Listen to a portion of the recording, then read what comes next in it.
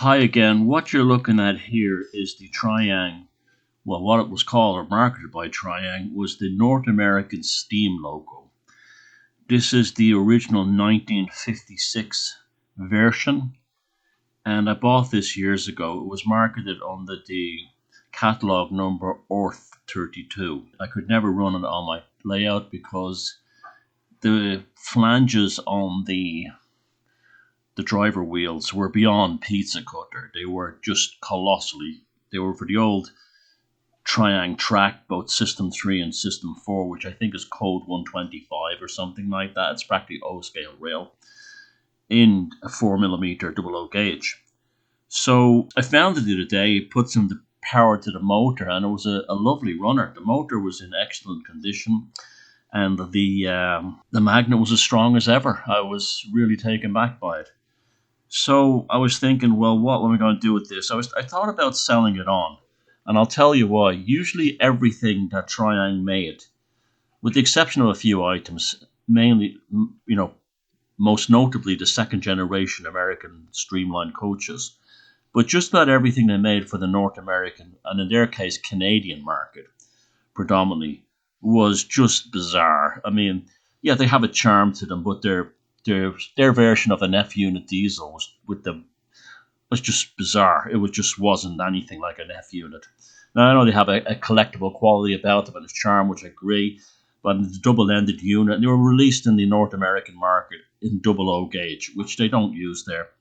And they had the massive pizza cutter wheels, and so the weird thing was this was actually released before them, and this isn't a bad model in terms of its prototype representation.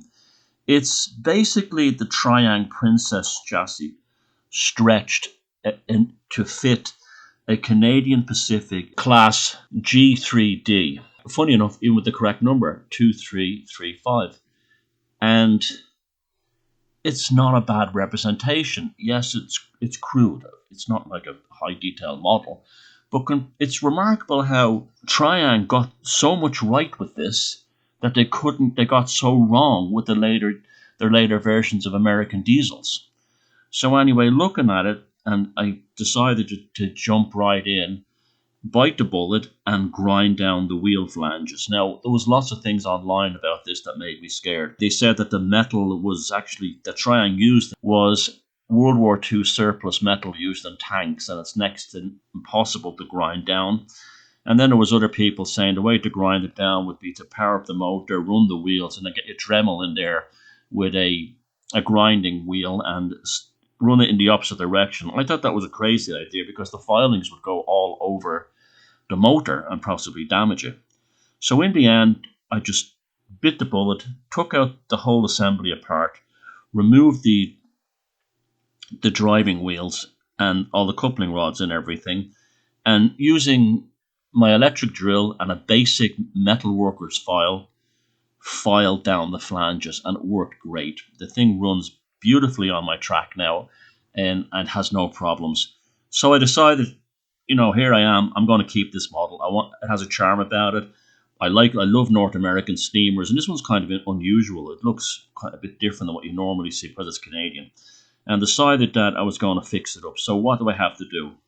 I'm not going to touch the pony truck wheels. I'm not going to touch the rear trailing truck wheels, even though they're quite large. They have no problem on the track down pressure on them. They have a bit of give, so they don't lift the main drivers off the wheels. Along with that, they're guaranteed to go through points. They keep the thing on the track.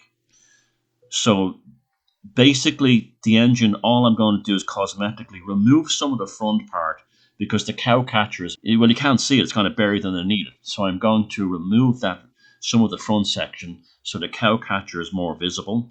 And I'm going to put KD couplers to replace these almost like murderous.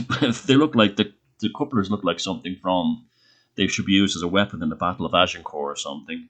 And at the front and at the back of the tender. And the only other modification I'm going to make to the body is to drill a hole on the tow bar or the tie bar to bring the tender closer to the body. It's a bit far away at the moment.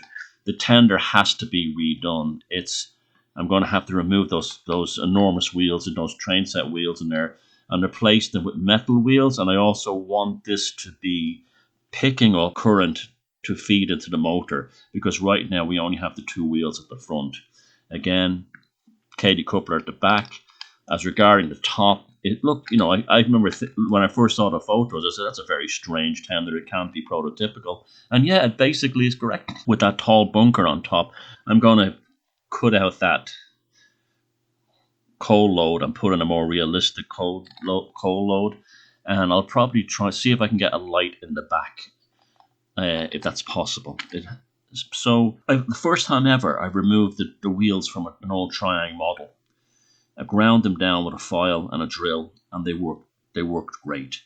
So it's given me the confidence to turn this into a model using weathering and so on, and whatever little, I don't know if I can do any details, but to try and bring some life to it, to put it into working order, because there is a charm about it, and when it's got a good motor and it runs, you might as well use it.